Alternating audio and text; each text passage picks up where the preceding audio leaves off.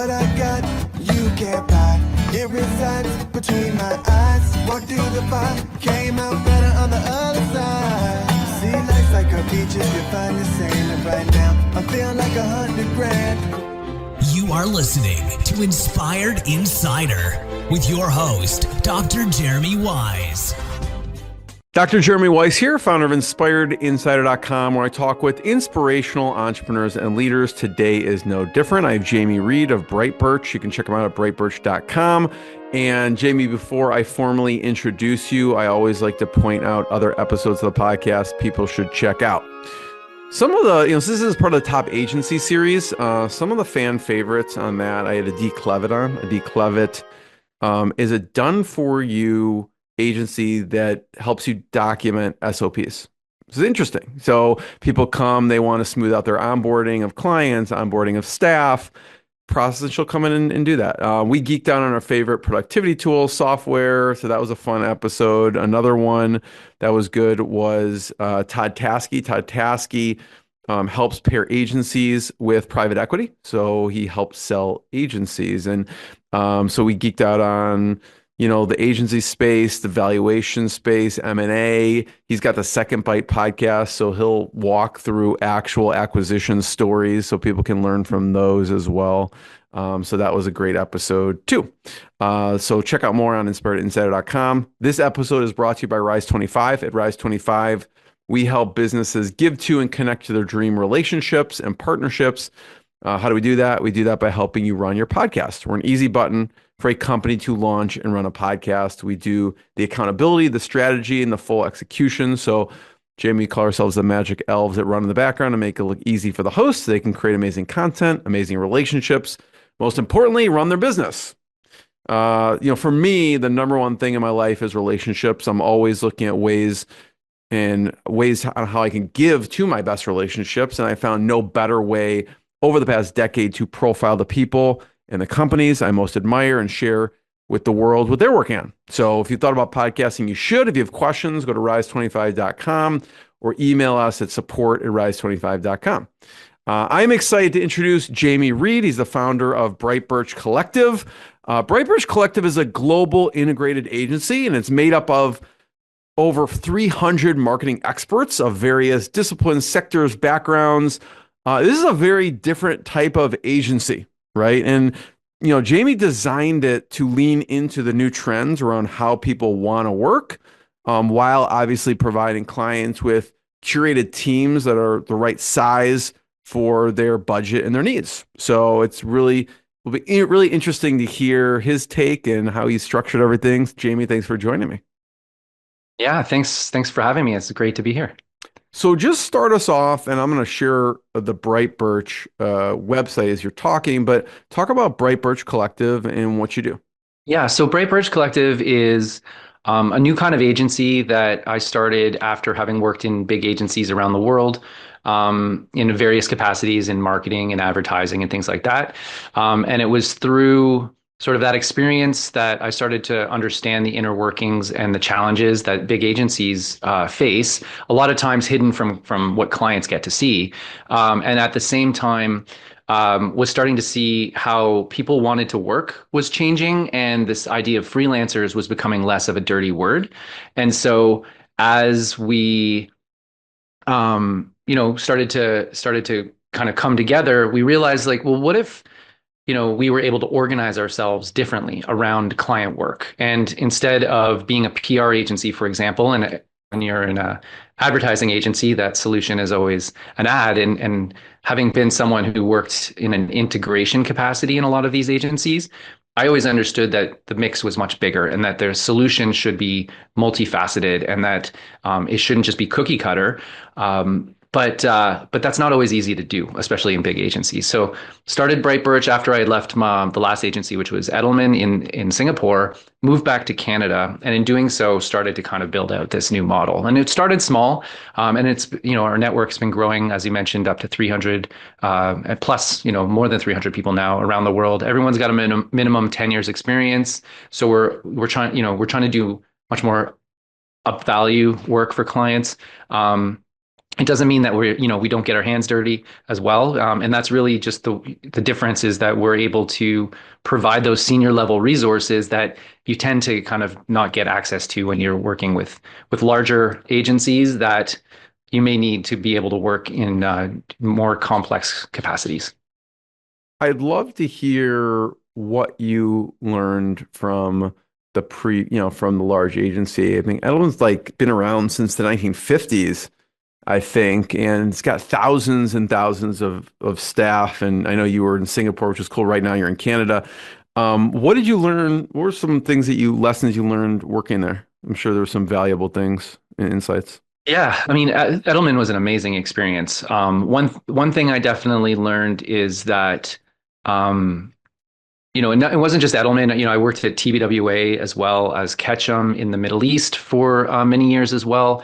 So I was within like Omnicom Group. I was within, Edelman by the time I was joining was already becoming the world's largest digital agency and not just PR. And so, what I really learned was that at the end of the day, what an agency is and what clients want out of an agency is really talent and culture.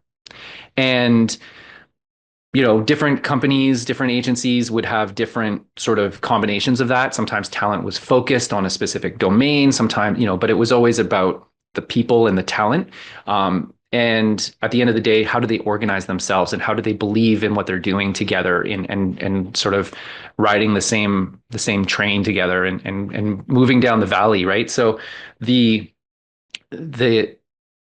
that wasn't difficult to recreate, right? And a lot of people think agencies have to do with big fancy offices in the downtown and having fancy Christmas parties and going out for drinks every night. And there is a lot of that, don't get me wrong, but that's not what clients want to pay for, right? And so that was definitely one thing that I learned was that when you strip it all away, agencies are in service of the shareholders.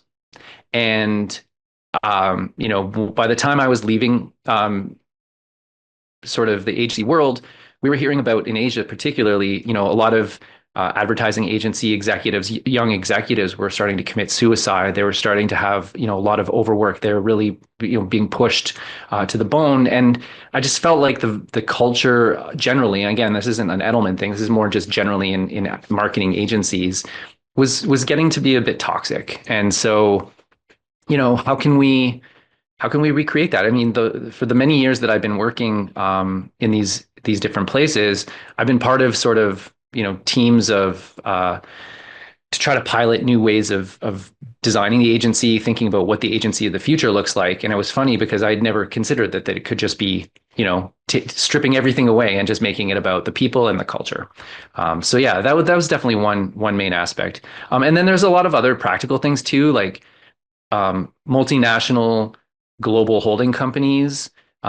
They may say that they can bring all these different pieces together for a company and in these big pitches. And on paper they can, but there's a lot of P&L issues from markets don't like playing nice with each other. Different divisions within these companies don't like playing nice with each other. So there's a lot of politics and there's a lot of It's not as cohesive as it may seem on the surface. Exactly. Like they paint a great picture about it. And so that was another thing that kind of struck me, like when I was working in the Middle East and I wanted to, I had a client that wanted to do some activation in, say, Egypt. It's like pulling teeth trying to get the Egypt team to do anything because they weren't the main agency. And so, that always used to bother me. And so again, BriteBirch was like, well, let's take away all the politics. Let's take away the P&L issues. And so now, if you want to work with someone in a market, we'll put someone directly from that market on the team. And so the idea is that we'll build the team around the perspectives that you need to solve your problem. I want to get into, fostering culture and what you do at BriteBirch, but talk about a little bit, you were in different countries, right? Like Singapore, you were in Singapore, Dubai. What was it like just being in a different country culturally compared to Canada or maybe the US? Surprisingly, it's not as different as we would like to think or even sometimes try to make it ourselves, right? Like when I first went to Dubai, there was obviously that culture shock. And I started, quite low in the marketing rung, and worked my way up. I was, my first apartment was actually like the maid's room of someone's villa, like really sort of not very glamorous. But the one thing I really, really did realize, and I don't think it's just agencies, but definitely agencies help create the opportunity, is that if you're willing to work and you've got a good head on your shoulders and you're open-minded and able to kind of just jump in and help out and put your hand up when someone asks for something, you can very quickly sort of be recognized for being someone who can get things done. And because of that, there's just an opportunity to grow your career in places like that. Emerging markets, I think, generally are like that. But How did no, that come Dubai was an about? amazing. How did you make it The to, yeah, Dubai, like that position in the first place? Yeah, so that's like on a personal level. So when I first, I mean, my story starts back, I guess, in the summer of 2003 when I graduated university. I wanted to go into news media. I wanted to be like I guess like a news TV producer. And I had a whole bunch of interviews lined up with some major Canadian broadcasters. But then that summer, the war in Iraq and the in Toronto, we had SARS. I don't know if anyone remembers SARS, but SARS was kind of like before COVID. We had SARS, which was the severe acute respiratory system, and it shut down, major cities like I think Hong Kong, Singapore, but Toronto was one of the major hotspots, and so that's where I was based in. The whole city shut down. I couldn't find a job. The only job I could find was as a SARS screener at a hospital. And so, wearing a mask and goggles and gowns, and at 5:30 in the morning, I'm taking the temperature of every nurse that's coming into the hospital.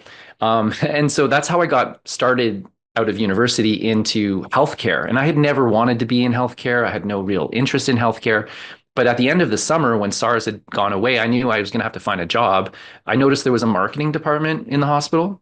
So I went upstairs, talked to, the director, managed to get a job there, and started my Yeah, I saw marketing the career. Toronto Rehabilitation Institute. I'm like, I don't think Yeah. he was doing rehab. This is not in the science background, but the marketing piece.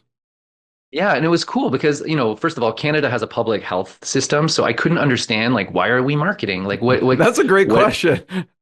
and it turns out that Toronto Rehab, it's now called something else. It's part of the University Health Network, but it was always a teaching hospital of University of Toronto. So there's a huge research department. And when we talk about rehab, it's not like drug rehab. It's actually physical and mental and cognitive rehab. So if you have a stroke, if you have Alzheimer's, if you have osteoporosis, they had programs to help people reintegrate into society and to be able to be self-sufficient and overcome, how to learn how to use a spoon again. So there was some really cool exposure to major disease areas like heart health, brain health, and things like that. Plus, I was able to, it was the beginning of social media and the internet as part of a marketing thing. So they kind of gave me free reign to manage the intranet, and I started getting them onto social platforms. I started to run the as well. So I was working directly with the researchers to help build out, the event space and dealing with, B2B stuff all of a sudden. So it was really, to be honest, it was a great first job. And I used to, but I'd get bored because the hospitals are still, public and they're slow moving. And I was a young go-getter. And so everyone was like, "Oh, you should work for an agency." And I was like, "Okay, let me see about that." But I would quit my job every 2 years and travel. And the first time I did that was to Asia. The second time I did that was to the Middle East. And when I How went to the long were Middle you East, that's traveling where for when you quit your job? How long were you going to travel for? first one was like a year in A year. Asia. Wow. Yeah. And then the second one in the Middle East was maybe, I think, about 5 months, 4 months, And something then like when that. you do that, do you end up working somewhere locally or what do you do? No, not at all. No, the Asia trip, I started on my birthday in Tokyo and I ended in Bangkok on my birthday a year later and flew back home. It was just sort of like a figure myself out kind of year. I needed to do it. And I think I did figure myself out pretty good when I was out there. And it helped expose me to Asia and to the world. So it was great. But yeah, the second time I did that same sort of thing in the Middle East and traveled all around. And then my buddies in Abu Dhabi and Dubai were kind of like, Dubai is booming. You should look here for work. And so that's where I got hired on by TBWA. And that kind of, because I had the healthcare background, they're like, well, we need a health expert. And that kind of lasted my whole career. It's also why I got headhunted and brought into Singapore also, was kind of because of the healthcare background. And so despite, not really wanting to be in healthcare or having a particular love and desire to be a healthcare marketing expert, it was fortuitous that SARS happened when it did. And I took the opportunities as I saw them. And I think that goes to like one of my main lessons in life is have goals, but don't restrict yourself to a pathway towards those goals, and be open to opportunities to say yes to things and try things. And if they don't work, the worst thing, when I moved to Dubai, my dad's like, the worst thing that can happen is in 6 months you move back, right? Like there's really nothing to lose. And I realized like, pretty much everything in life is like that.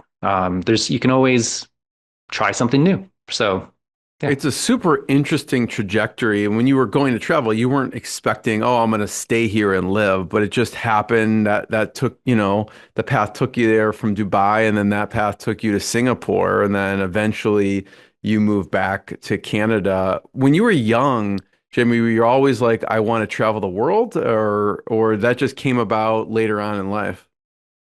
I think I wanted to be a photojournalist when I grew up. I was into like National Geographic and stuff. So I did think I wanted to, it wasn't like a travel itch, so to speak. It was just sort of like, I knew that whatever I did, the world was so big. I moved around a lot as a kid, like within Canada and Ontario and stuff. So I wasn't afraid to be in a new place and try to meet new friends. And like, I'd already learned a lot of those skills. But yeah, more than anything, I think you start to realize that humans are humans. We're all motivated by the same things. We're all more alike than we are different. And sure, there are differences, but those differences are something to be celebrated. And so, I would never trade. Sometimes I think like, oh man, if only I would have invested in Bitcoin or bought a property in Toronto or something when I was young and used that travel money for that sort of thing. But at the same time, it's like, I don't think I would ever be I would never give back that opportunity because it was just great experience. Yeah, it sounds pretty amazing. So you decide, okay, I'm going to start my own thing, right? So that initial, talk about maybe getting the first client. Okay. So when I left Edelman, left on good terms and everything, my first client was actually Edelman. And it's probably important to clarify, like in Singapore, it's so easy there. The government runs so efficiently. Everything runs efficiently. And so you could start a business with $50 in an hour. And it's that easy. You can do it online. And so I started BriteBirch as like Jamie's consulting business. And so I was going to try freelancing and be a freelance consultant, mostly focused on brand. And I think I was on a beach in Thailand when I had an old client reach out to me. They're called Le Safra, like the world's largest yeast manufacturer. So pretty much every loaf of bread you eat has Le Safra's yeast in it. And they asked me if I could help them launch a baking solution to Japanese bakers in Japan while I was sitting on a beach in Thailand. And and I'm with my wife and kids too, and we're all moving back to Canada slowly. And so I said, of course, I always say, yes, is my default answer to a lot of crazy questions. And so I realized I had to find some people to help me do this. And so I reached out to some people I'd worked with in agencies previously, some people that I was just connected to in Japan. I ended up pulling together a team. I had a creative director, PR expert, couple designers, an event specialist because we were launching it at a trade show, and we built this great campaign. And it didn't surprise me that the client was happy with the work. Like it was one of the more successful launches they had done in Asia in a long time. What actually surprised me was the feedback I got from the other consultants. I mean, this is where the BriteBirch Collective idea started to come into my mind. Was they kind of were giving me feedback like, hey, Jamie, this is the first time I've been freelancing for 10 years. And this is the first time that I felt like I was back in an agency. Or Jamie, this is the first time I got to work with people that were outside of my area of expertise, not in a way where it's like the creative director would create a creative, direction and then hand it over to the client and never see how it gets executed. Or the PR person would always be brought in at the very end to make something famous, but they didn't get to be part of the strategy from the beginning. And so I was doing what I had always done in agencies, was bringing all the right people around the table for the client and working collaboratively to deliver a solution that was bespoke to the need.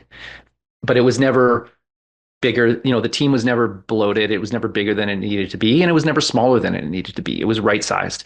And the feedback I got from the consultants also made me realize that, freelancing's lonely. It's hard. It's, you're often pigeonholed into an area.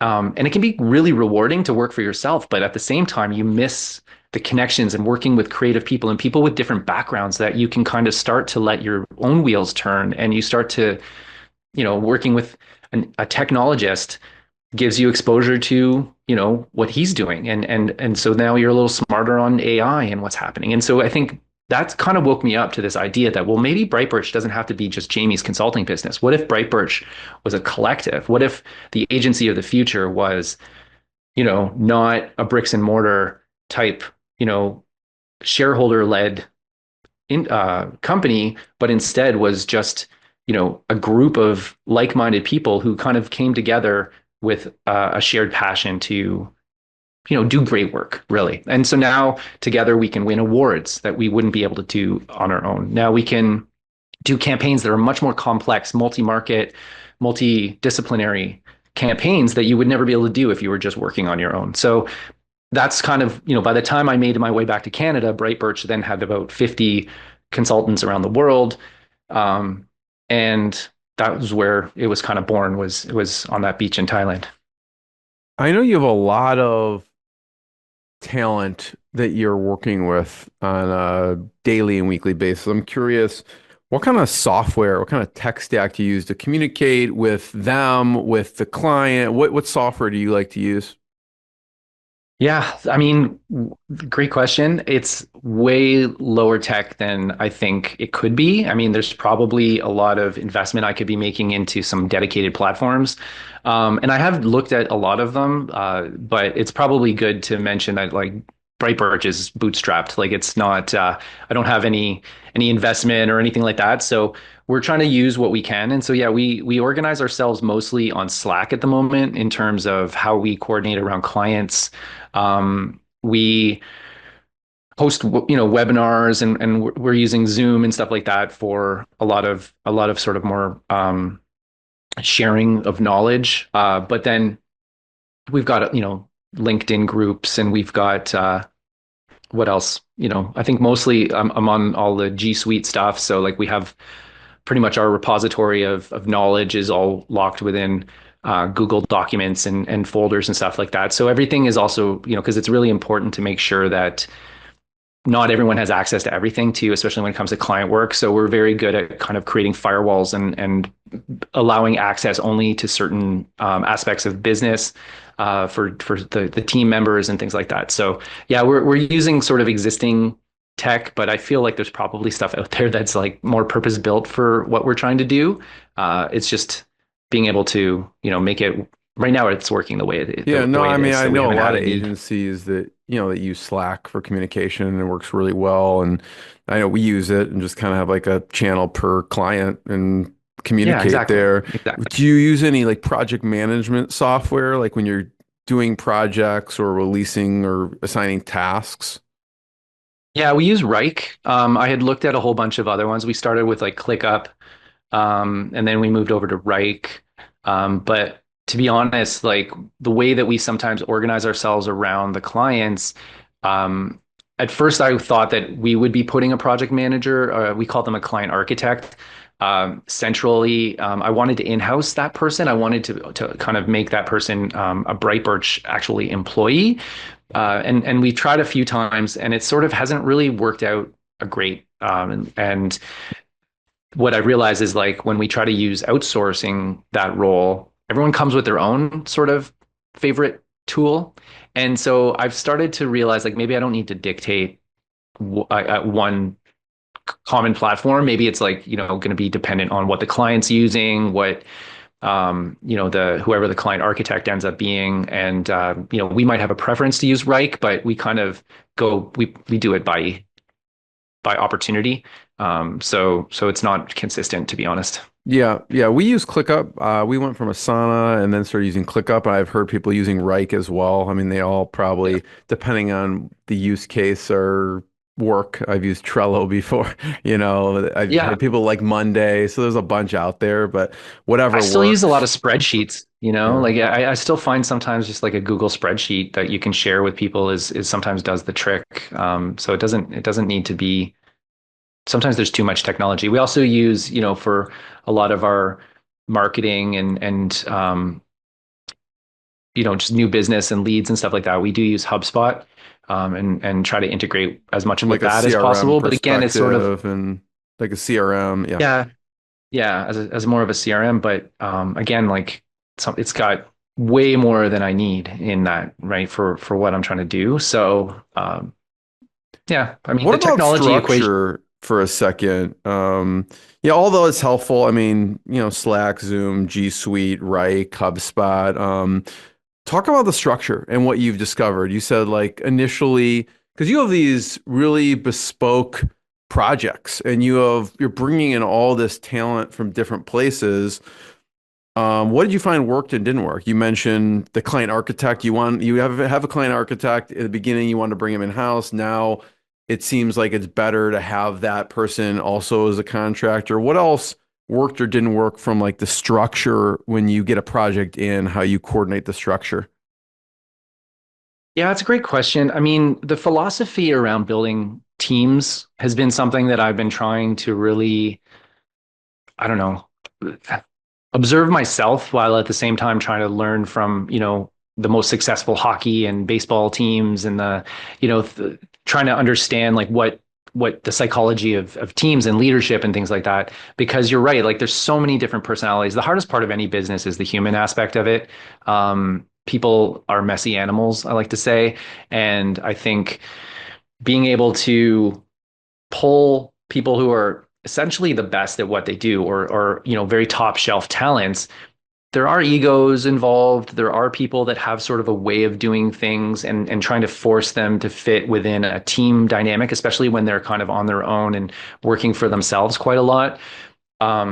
Sometimes you kind of get these personality clashes. And I think that is one of the hardest parts. And we often get the question from clients, well, how, if you're working with freelancers and everyone's just an outsourced employee, essentially, how do you guarantee that people aren't just going to like, F off and just kind of disappear on you and stuff? And my answer to that is always like, maybe you don't understand how agencies work, but on the inside of an agency, I can tell you the turnover, the fact that you have people on your account, they're not there for very long. Like they'll just keep churning. There's all sorts of politics going on in the background that is really messy. Like what you see is really just this one account person, but behind the scenes, it's not always so like sunny, like sunshine and rainbows. So, same, with us, I think because everyone is first of all, senior, they've been doing this for a while. They kind of know their stuff. And the reason why I did that was not only so to do more up value work, but it was also so I don't have to hold hands with everybody too much. Right. And so the way that we organize ourselves is a client gives us a challenge, right? A problem to solve. We identify and build sort of the team around the need. And so that usually requires me to kind of look through, we have a database, identify the talents and the expertise. And sometimes it matters what markets. And if we're trying to target, a certain demographic, then maybe it makes sense to put someone from that demographic on the team. Surprise, like just what are the perspectives that we need to be successful? And once we organize that, then the scope gets sort of broken down into, okay, well, what part of this can you handle as the, say, digital lead, right? And it's like, well, I can do this and this and this, and this is how I would do it. And they build out a scope and a cost. And then I take the scope and cost from all of the different pieces, put them together and build it into a more cohesive plan and a strategy where, again, that client architect person then becomes the shepherd of the project. just making sure everyone's doing what they said they would do and making sure holding everyone accountable to their aspects of the project. The only difference really from the way those people would be working on their own is that there's an expectation that, on a regular basis, we come together and we just let each other know what's going on, right? And like, how are we all working towards this same goal for the client? It's not rocket science. I could make it more complex than that, but it's really that easy. And the less I need to babysit and the less I need to kind of, we don't work on hourly, I don't have any need to kind of do timesheets and stuff that's not the kind of agency I want to run. If you're the digital expert and you say you can do this and this is how much that you want to be paid to do it, and you think you can do it within this time frame, then I will let you do it the way you see fit. And you're the expert. But I need you to make sure that you're keeping us informed about what you're doing, that you're showing up to all the meetings, so like there's definitely a high bar in terms of the participation and engagement. And so we don't, I can guarantee you that personality plays a big role in making it into BriteBirch Collective. We're not an open sort of group. It's very much, selected. And so a big aspect of that is like, hey, can you work with other people? Are you a lone wolf consultant, or are you someone who wants to collaborate and learn and grow and be part of a team? And more often than not, people, they want to be part of something bigger than they can be by themselves. No, it's very interesting from the client standpoint. Jamie, who is the client architect? The one, if the client needs a meeting with updates, are there usually multiple team members on those meetings, or is the client architect kind of just getting all the info and having those client meetings? It depends. So like different clients want different things. And again, so we organize ourselves around the need and what the client wants. If the client wants to have one throat to choke and like not understand, they don't care how the sausage is made, or, however that saying goes, then fine. Then the client architect is the face of the work. They have a knowledge and understanding of both what the client wants to achieve, but also what the team is doing and what they need. And so that person needs to be a fairly like generalist, because they need to understand, you don't need to know everything to know about the marketing mix, but you need to know enough about digital and about PR and about, to know that things are moving forward in the right ways, and ask the right questions. And so it is a tough role to find, is especially, I think they're the last people that agencies are holding on to, are those kind of generalists who are able to interface with the client, but also understand how the work gets done. So they're not, I haven't found a whole lot of those kinds of people that I can build into consistent client architects. I tend to play that role a lot, which is part of the challenge of my business personally, is just that I'm a bit of a bottleneck, in terms of our being able to scale. And I don't think I'm particularly good at client engagement, and it's maybe not my strength.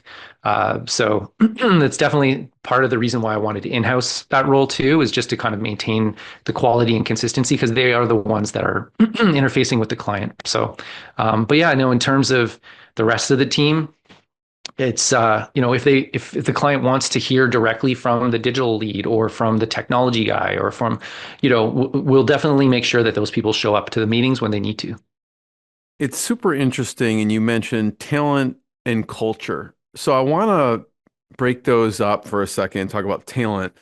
What are some of the ways you've been able to attract talent and vet talent? Because like I was saying at the beginning, there's over 300 marketing experts in people that you pull from. So what are some ways that you've attracted talent and vetted that talent over the years? Yeah, great question. I think the work does a big part of it, right? You show that first piece of work that we did with La Safra in Japan, on the back of that, I had a lot of, people talking and saying, hey, I heard you're pulling people together. Like, could I be part of this? And again, like I didn't want to just make it an open sort of collective. I wanted to make sure that it was selective in a way, but not so selective that like people who are part of BriteBirch can't go and be part of other collectives and do their own thing also, right? So it just means that you're available should should the client need require your expertise when I, come calling, that hopefully you're still interested to be part of something, right? So we have redundancy within the the talent framework. So for example, if I needed a creative director, I have a few in North America, I have a few in Asia, I have a few in Europe, I have a few in Latin America, and so on. With the idea that, if one person isn't available to do this piece of work, then I have some backups and stuff like that. But no, generally the way that people are usually recommended to me is one of the main ways now that I'm growing the collective. And mind you, I'm not trying to grow it too much beyond 300 until I have enough, until I'm able to feed everyone with business. It's kind of, there's no point in me being 10,000 BriteBirch members. So just trying to keep it tight in that respect. But yeah, no, everyone either I had worked with who have decided to have a career change, or maybe they were laid off, or maybe they came highly recommended. They've been freelancing for a long time and people are like, oh, you should know this person, right? Sometimes the client will have an opportunity that is a little bit outside of a comfort zone, or maybe we recognize there's a perspective that we need around the table that we don't have within BriteBirch. And then I go proactively reach out to people, meet them, have a conversation. I vet them, get their, look at their CVs and stuff, and then invite them to be part of the business opportunity. But to do that, then they have to be a BriteBirch member because there's a code of conduct they have to sign. And then we contract them as well. So it's it's all above board in terms of how we operate. We're like fully we're incorporated within Canada. We have insurance and all that stuff. So we're like a legitimate operation. I just don't have any employees and I don't have offices. And it's just, which was crazy to everybody until COVID hit. And then it was sort of like, that makes so much sense. Which is kind of, it's amazing how sometimes the world works like that. On the talent side, we'll talk about fostering culture, but I know on the talent side, you're working on something at the time when this comes out. It may be on, kind of on the website, but talk about Bright Start. Yeah. So as I was mentioning from a talent perspective, like if everyone's got a minimum 10 years experience and they've all been freelancing for multiple years, then, because of that, everyone skews a bit older, a bit more mature. And so when clients come asking for TikTok campaigns and things like that, I've had a lot of saying, hey, Jamie, can we have some new blood, maybe some younger talents, or some, especially as they too kind of want to scale their own operations, like having some younger talent would help to allow for that.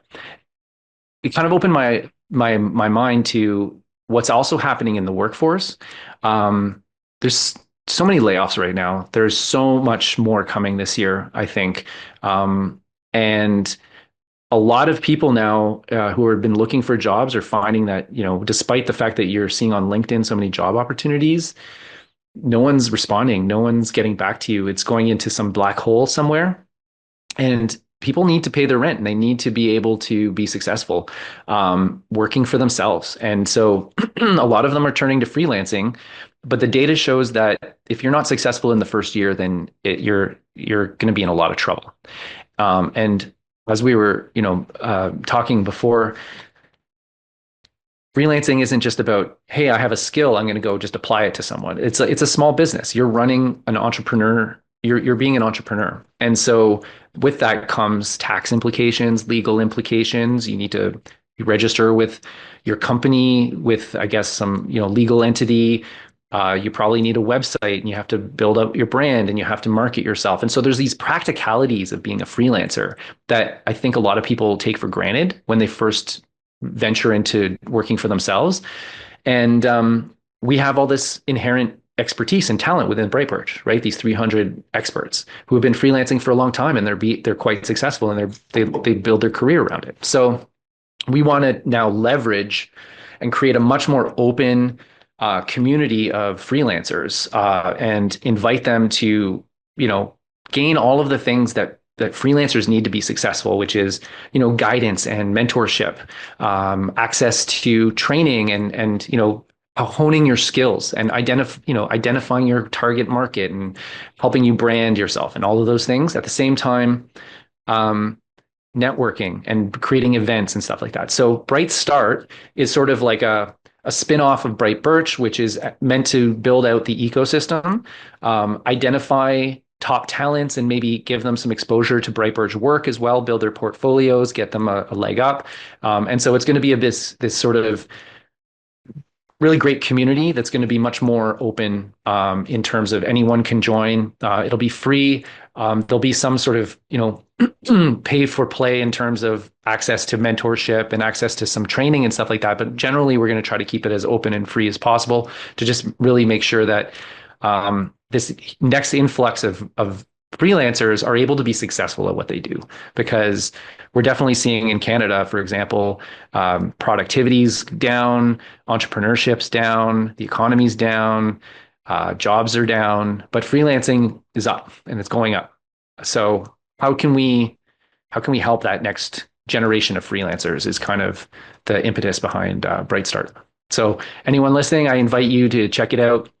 We'll on the BriteBirch website, we'll have a link pretty soon anyway. But we'll link up BriteBirch.com in the notes. So if you're looking at the post, it'll be in there. So check it out.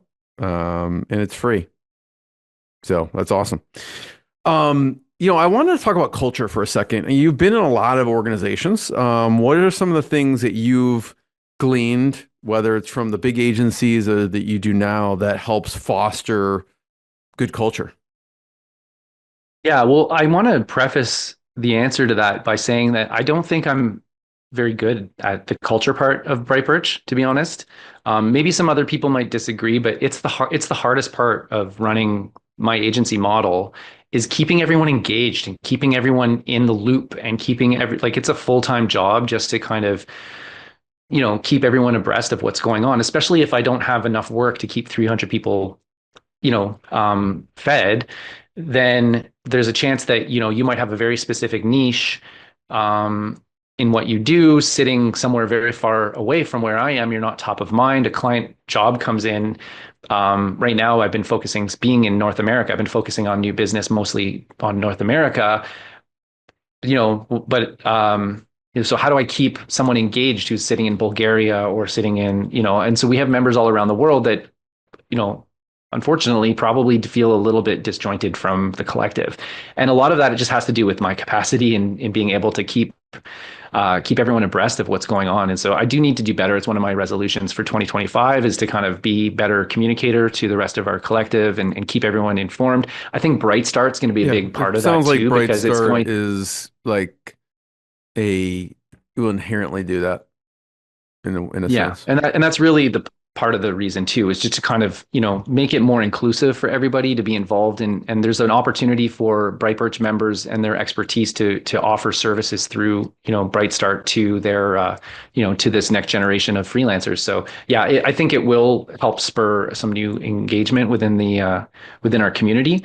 But no, and to answer your question about what I've seen in the past that makes agencies successful from a cultural standpoint, it's a few things. With TBWA, it was my first exposure to an agency that has a methodology, right? And so TBWA, if you don't know, is all about disruption. They're the ones that disrupted, the Sony Walkman to create the Apple iPhone or the Apple iPod at the time and stuff like that. And so disruption being this methodology where you kind of look at all the conventions in the industry and then you purposely try to break them and grow the pie instead of trying to take a slice of the pie. And so, because of disruption, everyone that is part of that agency goes through some training, has similar language to speak, has similar ways of showing up to the client that are consistent, right? So that whether it's me or my colleague, we're kind of showing up in the same way. When I moved to Edelman, they didn't have so much of that type of methodology. They did, but different groups within Edelman had that. But what Edelman had that I really loved was the fact that it's a family-run company. That really, they really push that as part of their culture and their ethos, particularly around having some having agency within the agency to be able to do be an entrepreneur. And so they really promoted entrepreneurship within Edelman and being creative. Richard Edelman would personally like approve projects for really interesting. Like when I first joined Edelman, I found out that there was someone who had put up her hand and said, "Hey, I want to create a video documentary series that's also a research project that we can use to show clients that we can create content and do research." And he's like, "Sure, here's a bunch of money, go do it." And she just traveled around Asia for a year doing that. And I was like, "Wow, this company's awesome. I want to do something like that." So I think I think those are the kinds of things where it's a little bit hard to reproduce those. But I mean, the TBWA example within Bright created something called a perspective mapping exercise like thing. So when we talk about perspective and being diverse within BriteBirch, the whole point of that diversity is to provide more perspective to clients. But having perspective, identifying perspective, taking perspective, those are skills that you actually have to consciously think and put yourself in other people's shoes. And so I've created some IP and some tools that help clients do that. And so I am trying to make sure all of our BriteBirch members are smart on that so that when they talk to clients that we're all speaking the same language and doing that sort of thing. And then the agency, giving them the ability to work the way they want to work and do the work that they, how they want to do it. That already kind of exists within the model. So I am taking a little bit of what I'm learning from other agencies, but like I said, it's the hardest part of this business. Jimmy, I have one last question. I know we only have a few minutes left, but I did want to hit on, I'm going to pull up your site here. So we're on BriteBirch.com on the work section. I just briefly, in a few minutes, talk about LG for a second in a few of the interesting points there. Yeah, sure. So when we were working, I was introduced to LG through a Canadian AI company called Edelman AI that no longer exists. But they had done this big piece of research for LG. LG had recognized that AI was coming. They were wanting to put it into refrigerators and robot vacuums and things like that. And so Edelman AI had done this big piece of research, but they didn't know what to do with it. They didn't know how to, it was just very technical and it was a very heavy document. So what we ended up doing was, first of all, we helped them develop it into a framework. And what I mean by that is, if you think about the automotive industry and the self-driving cars, they have a very clear way of talking about level 1, level 2, level 3, and what that, level 3 self-driving means, that the car can drive on its own hands-free, but you still need to have someone in the car. Level 5 is like when it's going to be completely on its own. So the industry had a way of talking about AI and its advancements that gave developers, consumers, everyone sort of an idea. But that didn't exist in consumer tech. And so you could buy an electric toothbrush that says, hey, it's got AI in it, right? At the same time, it doesn't really do anything, or it has no AI in it. Or on the flip side, people are starting to invite Google and Siri into their homes. They don't know that you're basically, your house is becoming a laboratory for these companies who are taking your data. And so the whole point of the work that we did was then to take all this research and say, hey, let's create a framework for consumer industry to help consumers understand what it means when you say level 1 AI, level 2, things like that. And so it's funny because we did this 5 years ago and we launched it at CES. And I think CES is on right now as we're recording this.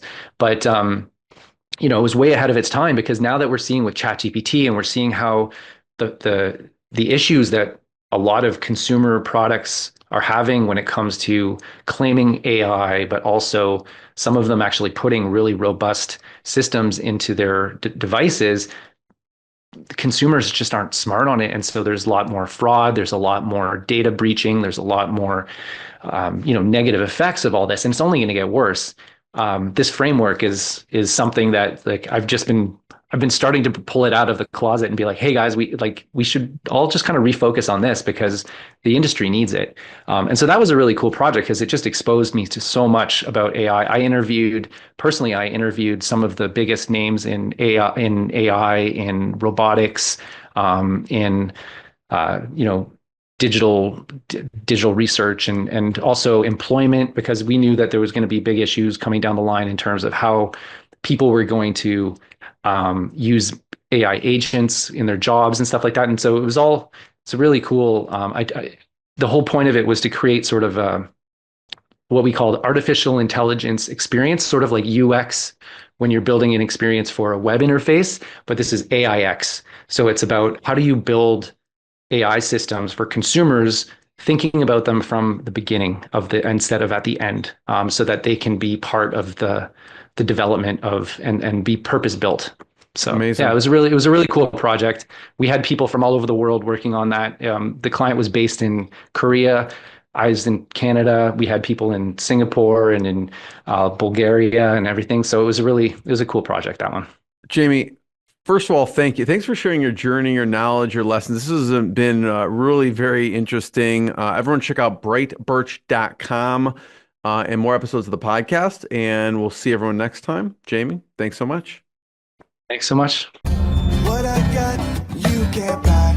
It resides between my eyes. Walked through the fire, came out better on the other side. See, life's like a beach if you find the sand. And right now, I feel like 100 grand.